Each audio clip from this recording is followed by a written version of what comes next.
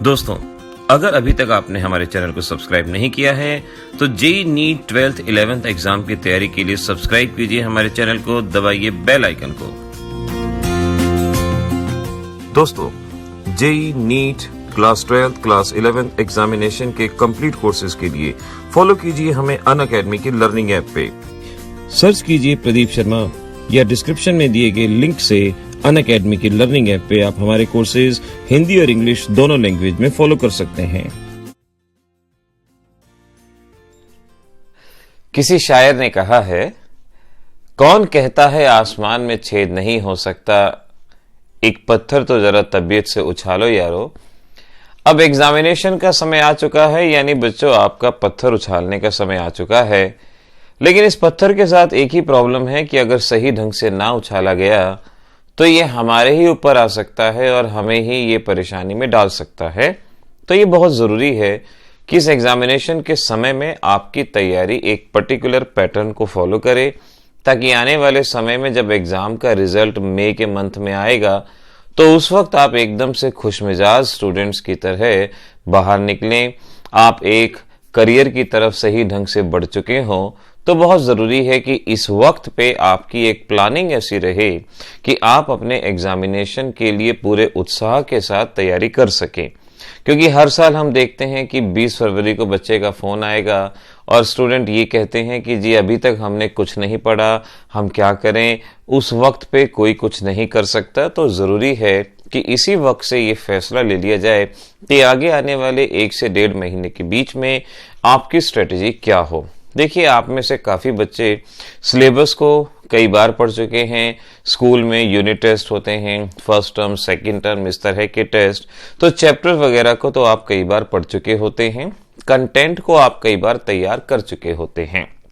लेकिन इस वक्त पे जरूरत है उसके बेसिस पे आने वाले कुछ क्वेश्चंस को तैयार करने की, उनके आंसर्स को सही ढंग से लिखने की और art of attempting the paper को जानने की। अगर इन सारी बातों को आपने ध्यान रखा तो आपका एग्जाम बहुत अच्छे से जाएगा, पूरे कॉन्फिडेंस से आप वहां पे अपीयर होंगे। ये वो वक्त है जिस वक्त आप अपने कॉन्फिडेंस का सबसे ज्यादा लॉस करते हैं, एंजाइटी का शिकार होते हैं। आपने इन सारी चीजों से खुद को दूर रखना है और एक प्रॉपर स्ट्रेटजी के तहत आपने आगे बढ़ना है। तो इस वक्त के लिए ध्यान रखिए क्या क्या किया जा सकता है। तो आप इस बात को ऐसे मान लीजिए कि आपके सिलेबस में हर सब्जेक्ट के हिसाब से देखा जाए तो किसी में 16 चैप्टर हैं, किसी में 14 हैं, किसी में 13 हैं। इस तरह से अलग अलग चैप्टर हैं। हमारे पास जितने भी दिन इस वक्त बचे हैं उसके अकॉर्डिंगली आपका पैटर्न ये होना चाहिए कि एक बार तो आपकी तैयारी हो जाए और फिर फटाफट से आपका रिवीजन भी हो जाए और फिर एग्जामिनेशन की छुट्टियों के दौरान एक रिवीजन और हो जाए। अगर इतनी चीज को भी आप कंफर्टेबली कर लेंगे तो आपके लिए पेपर कोई प्रॉब्लमेटिक वाली बात नहीं, ट्रॉमा वाली बात नहीं, एक जॉय आपके लिए बन जाएगा, एक उत्सव का माहौल वहां पर आपके लिए बनेगा। तो बहुत जरूरी है इस पैटर्न को फॉलो करने की। अब ये मान लो सपोज आपके सब्जेक्ट में 16 चैप्टर हैं, 16 चैप्टर हैं।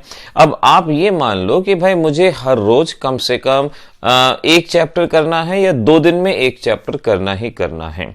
जैसे मैं अगर केमिस्ट्री की बात करता हूं तो मैं हमेशा से ये कहता हूं, पहले आसान चैप्टर को कीजिए। आप रिवीजन क्लासेस देख ही रहे हैं, हमारे YouTube पे जो रिवीजन क्लासेस हो रही हैं उसके अंदर हम हर रोज चैप्टर्स में आगे आगे बढ़ रहे हैं, धीरे धीरे फिनिश कर रहे हैं। फिजिकल केमिस्ट्री ऑलमोस्ट फिनिश होने को है।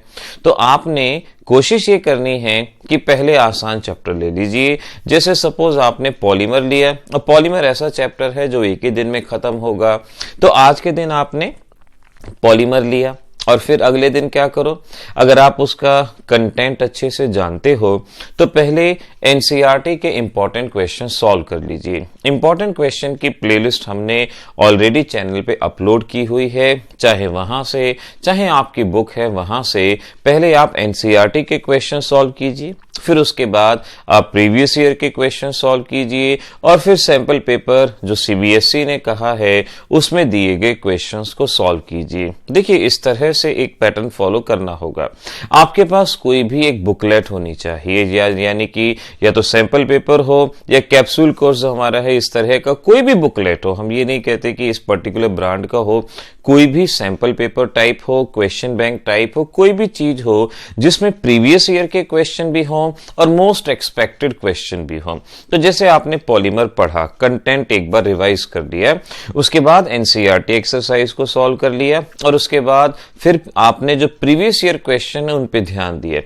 उनमें से काफी क्वेश्चन तो वही होंगे जो एनसीईआरटी एक्सरसाइज में हैं, तो कोई अलग से टाइम स्लॉट ज्यादा बड़ा अलॉट नहीं करना पड़ेगा। फिर उसके बाद आपने एक बार कोशिश ये की कि मोस्ट एक्सपेक्टेड क्वेश्चंस को कर लिया, चैप्टर खत्म। इस तरह से आप पॉलीमर या तो एक दिन के अंदर या 2 दिन के अंदर फिनिश कर सकते हैं। ध्यान रखना, आपको अपने एक दिन को 3 हिस्सों में डिवाइड कर लेना है। आप ऐसे मान लो, अगर पैटर्न फॉलो कर सकते हो, आप में से काफी बच्चे इस वक्त स्कूल नहीं जा रहे होंगे, तो आप क्या कर दें, 2 घंटे सुबह एक सब्जेक्ट को दें। जैसे सुबह आप उठते हैं, 2 घंटे आप अपनी फिजिक्स को देते हैं। सपोज आपने 2 घंटे सुबह फिजिक्स को दिए, फिर आपने नाश्ता किया, अपने जो भी डेली वर्क है उनको फिनिश किया, फिर 2 घंटे एक सब्जेक्ट को, चाहे केमिस्ट्री को चाहे मैथमेटिक्स को, फिर आपने थोड़ा सा आराम किया, फिर आपने 2 घंटे तीसरे सब्जेक्ट को दिया। इस तरह से आप देखेंगे कि आपका, हम ये कहें कि मिड नून तक आपके ये 2 आवर्स का एक आपका स्लॉट खत्म हो जाएगा।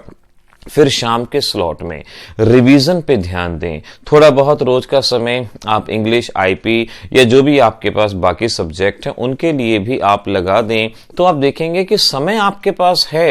एक दिन के अंदर बहुत समय है आपके पास, लेकिन प्रॉपर यूटिलाइजेशन। 2 घंटे सुबह लगाए एक बार, 2 घंटे आपने ब्रेकफास्ट के बाद और 2 घंटे और उसके बाद। इस तरह से ये आपका पहला सेशन एक दिन का खत्म होगा। फिर आपके डे का दूसरा सेशन, जहां आपने इंग्लिश और जो भी आपके पास एक्स्ट्रा सब्जेक्ट है उसके बारे में थोड़ा थोड़ा पढ़ना है आपको। शाम के समय में आप अपना कुछ ना कुछ टाइम रिवीजन पे भी लगाइए। आपने जो सुबह पढ़ा है, अगर आप उसको उसी शाम को रिवाइज करेंगे तो हार्डली आधे घंटे का समय लगेगा। तो जो सुबह पढ़ा है एक बार शाम को रिवाइज कर लीजिए, या जो भी एक्स्ट्रा वर्क आपका बचा है उसको शाम को कर लीजिए। दिन में कम से कम 1 घंटा या 1.5 आवर आप अपने आराम के लिए भी लगाइए, ये जरूरी है। कभी पहले हम ये कहा करते थे कि भाई अर्ली टू बेड, आप जल्दी उठिए और जल्दी पढ़िए, लेकिन आजकल के समय में कई बार बच्चों से ऐसा कार्य नहीं हो पाता। तो हम कहेंगे एग्जामिनेशन टाइम है, आप रात को पढ़िए। बेशक से रात को पूरी शांति होती है और रात को एक थोड़ा सा ही गैप होता है, 11:15 से लेके 11:45 तक का टाइम होता है बच्चों, जब बहुत नींद आती है। लेकिन जब वो टाइम बीत जाता है तो जो पढ़ाई में मन लगता है वो एक अलग ही लेवल का होता है, वो एक अलग ही बात होती है। उस वक्त पढ़ाई कीजिए, अपने साथ साथ कुछ वेजिटेबल्स रखिए, गाजर रखिए, कुछ भी इस तरह की चीजें हो गई जिसको खाने से आपकी नींद भागती है और पढ़ाई में और ज्यादा ध्यान लगता है। एग्जामिनेशन के दौरान आपको अपनी हेल्थ का भी उतना ही ध्यान रखना होगा जितना अपनी पढ़ाई का। बहुत बार बच्चे इस वक्त इतना एक्सर्शन ले लेते हैं कि बाद के वक्त में उनकी तबीयत खराब हो जाती है। एग्जामिनेशन टाइम में आप में से काफी बच्चे देखेंगे कि शिकायत बनी रहती है कि बुखार हो गया, तबीयत खराब हो गई। उसका मेन कारण यही है कि आप उस वक्त एक्सेसिव एक्सर्शन ले लेते हैं। उस वक्त की बजाय आप इस वक्त में अगर एक प्लानिंग कर लें, अपने हर सिलेबस को डिवाइड कर लें। जैसे केमिस्ट्री मैंने कहा, पहले आप करें पॉलीमर, फिर करें केमिस्ट्री इन एवरीडे लाइफ, फिर करें एक्सट्रैक्शन। इन सभी को करने में हार्डली आपका 4 दिन का समय लगेगा। अगर आप रोज का 1-1, 2-2 घंटे भी देते हैं, बल्कि 4 दिन से कम का समय भी आपका लग सकता है। उसके बाद आप ध्यान दीजिए आपके सॉलिड स्टेट के ऊपर, सॉल्यूशन, इलेक्ट्रोकेमिस्ट्री और केमिकल काइनेटिक्स के ऊपर ध्यान दीजिए। फिर आप ध्यान दीजिए डी एंड एफ ब्लॉक के ऊपर, कोऑर्डिनेट कंपाउंड के अंदर, पी ब्लॉक के अंदर, और फिर आप अपनी ऑर्गेनिक केमिस्ट्री को अच्छे से समझिए, अच्छे से ध्यान दीजिए। एग्जामिनेशन में ऑर्गेनिक केमिस्ट्री कतई मुश्किल नहीं आती, आसान आती है, इजी आती है।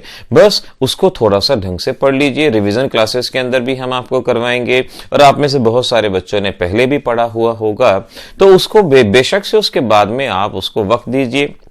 इतना सारा सिलेबस करने में अगर आप ढंग से करेंगे तो 15-20 दिन का समय लगेगा और एक आपकी रिवीजन पूरी हो जाएगी।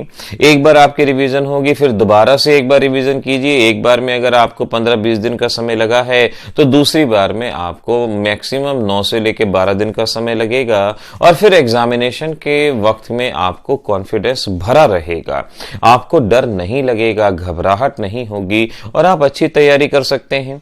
अगर आप पहले से प्रिपेयर्ड हैं तो कुछ अपने थोड़े बहुत 11th के टॉपिक्स को भी साथ साथ पढ़ लें। जैसे अगर आप 12th का पी ब्लॉक पढ़ते हैं तो 11th का पी ब्लॉक भी साथ साथ पढ़ लीजिए, एस ब्लॉक भी साथ साथ पढ़ लीजिए। अगर पी ब्लॉक और एस ब्लॉक हो गया तो ये मान लीजिए कि पीरियोडिक प्रॉपर्टी ऑटोमेटिकली तैयार हो जाएगा, बॉन्डिंग का बड़ा हिस्सा भी ऑटोमेटिकली आपका तैयार हो जाएगा, रिवाइज हो जाएगा। ऐसे ही जब आप ऑर्गेनिक पढ़ रहे हो तो उस वक्त नॉमेनक्लेचर को साथ साथ पढ़ लीजिए, उस वक्त हाइड्रोकार्बन की रिएक्शन। 11th क्लास की ऑर्गेनिक हमें जनरली अलग से पढ़ने की जरूरत नहीं है क्योंकि 12th में ऑलरेडी वो रिएक्शन मौजूद है, ऑलरेडी वो रिएक्शन प्रेजेंट है। बस एक हमें प्यूरिफिकेशन का चैप्टर है जहां पर ऑर्गेनिक के मेथड आते हैं सेपरेशन के, उनको अलग से करना होता है, वरना कुछ भी अलग से करने की जरूरत नहीं है। इस रिवीजन के दौरान मैं आपसे यही कहूंगा कि रिवीजन को और इफेक्टिव बनाने के लिए आप जो भी पढ़ते हैं उसको आप एक ही पेज पे आपने फिनिश कर देना है। जैसे एक अपना टारगेट बना लो कि भाई आज मैं एक चैप्टर पढ़ने बैठा हूं, एक व्हाइट पेज मैंने ले लिया और उस व्हाइट पेज के ऊपर आप लिखते गए और सिर्फ एक ही पेज के अंदर आपने उसको सम अप कर देना है। वो शॉर्ट नोट आपका तैयार हो जाएगा और वो शॉर्ट नोट जब दोबारा से आप रिवाइज करेंगे तो आपको बहुत बड़ी किताबें उठाने की जरूरत पड़ेगी ही नहीं और उस शॉर्ट नोट में से ही आपकी पढ़ाई हो जाएगी। तो आपका कंटेंट पूरी तरह से तैयार रहेगा और फिर एनसीईआरटी एक्सरसाइज, उसके क्वेश्चन मैक्सिमम तो आपको आते ही होंगे, याद होते ही होंगे। जो 2-4 क्वेश्चन मुश्किल लगते हैं उनको भी बेशक से पेज पे आप लिख लीजिए ताकि फटाफट उसका रिवीजन हो जाए, फटाफट वो चीजें आपको याद हो जाएं। इस तरह से ये प्लानिंग हर सब्जेक्ट में सुबह सुबह फिजिक्स को टाइम दीजिए, फिर आप केमिस्ट्री को टाइम दीजिए, फिर मैथमेटिक्स को टाइम दीजिए, उसके बाद नून में थोड़ा सा रेस्ट कीजिए, उसके बाद आप अपनी इंग्लिश और जो भी एक अलग सब्जेक्ट है उस पर ध्यान दीजिए और फिर शाम का समय रिवीजन करिए। हम देखते हैं आप कैसे आगे नहीं बढ़ेंगे, आप डेफिनेटली बढ़ेंगे। रात को पढ़ाई को समय दीजिए, अच्छे से बहुत अच्छा समय निकालिए। उस वक्त काफी कई सारे बच्चे जो यूट्यूब से ही पढ़ते हैं, ऑनलाइन ही पढ़ते हैं, उनको रात को नेट की स्पीड भी अच्छी मिलती है, काफी अच्छी स्पीड होती है, डिस्टरबेंस नहीं होता, आवाजें भी नहीं होती, जिससे आपकी पढ़ाई बेटर वे में हो पाएगी। तो बस ठान लीजिए कि भाई हमें करना है, हमें एक ऐसा पत्थर उछालना है आसमान में जो आसमान को चीर के अंतरिक्ष में चला जाएगा, जो बिल्कुल सूरज के पास पहुंचेगा और एक रोशनी से जगमगाएगा। इस तरह का कार्य आपको करके दिखाना है जो आप डेफिनेटली हर हालत में कर सकते हैं। हमने चैनल की प्लेलिस्ट को दोबारा से ठीक कर दिया है, आप हर चैप्टर की प्लेलिस्ट को देख सकते हैं। फुल ऑर्गेनिक की प्लेलिस्ट भी है, फुल फिजिकल केमिस्ट्री की प्लेलिस्ट भी है, उनसे देख के ही सही लेकिन तैयारी करना आप शुरू कर दीजिए और सेम पैटर्न फिजिक्स मैथमेटिक्स के लिए भी अपना लीजिए। मिलेंगे अगले बार अगले लेक्चर के अंदर फिर कुछ और बातों के साथ, तब तक के लिए ऑल द बेस्ट।